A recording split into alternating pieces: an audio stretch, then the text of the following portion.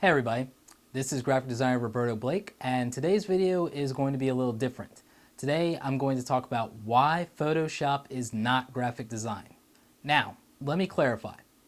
Photoshop is not graphic design. While most people associate Photoshop with graphic design and graphic designers, that's not exclusively what it is or what it's about. The two things are not mutually exclusive. You can use Photoshop and be a Photoshopper without being a graphic designer, and you can be a graphic designer without utilizing Photoshop at all. Now granted, most graphic designers at some point in their career utilize Photoshop. I'm not going to dispute that at all. And I'm not really going into the fact that there are alternatives to Photoshop for image manipulation and photo editing. What I'm focusing on is more or less the definition behind, or at least how people perceive, graphic designers, and the fact that there are many people out there who use Photoshop and consider themselves graphic designers when in fact they are not graphic designers. They are more akin to digital artists, or they might be considered graphics enthusiast even. Understanding what graphic designers do is essential to the rest of this conversation.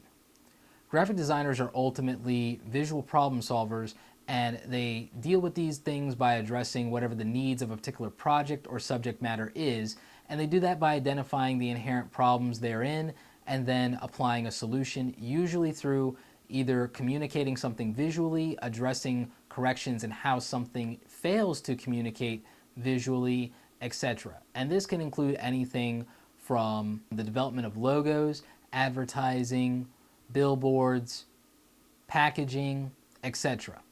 And while some of these things may require Photoshop, the majority of them overall don't have a complete dependence on Photoshop one way or the other. Photoshop is merely one tool that graphic designers use. Mostly graphic designers use Photoshop for the artwork portion of a design. Graphic designers are not exclusively dependent on Photoshop to get their work done, and people who use Photoshop can do so without actually communicating anything, which is the primary difference. Design communicates something. It addresses a call to action, or it communicates or directs a message. It makes something clear. Art is interpretive and it's evocative and it's stirring. While art might be enjoyed by an audience, it's not necessarily intended for an audience. Design is always intended for an audience. Design is always meant to communicate something specific. While it's true that some people will still interpret a design, it still has a clear intent and motive behind it, at least initially. Most design is not meant to be open-ended, whereas most art is. One of the other things that differentiates graphic designers from digital artists or Photoshop users, and it's not to belittle or demean digital artists or Photoshop users in any way, but the fact is that graphic designers have to invest considerably more into specialized education, whether that be formal or self-initiated, in terms of what they do, because they have to learn typefaces, typography, layout, lockups, tracking, kerning, digital print production, CMYK versus RGB. But that's not to say that digital artists don't have specialized education as well. Digital artists have to focus on different priorities, such as lighting, composition, brush and stroke widths, perspective drawing, figure drawing, etc.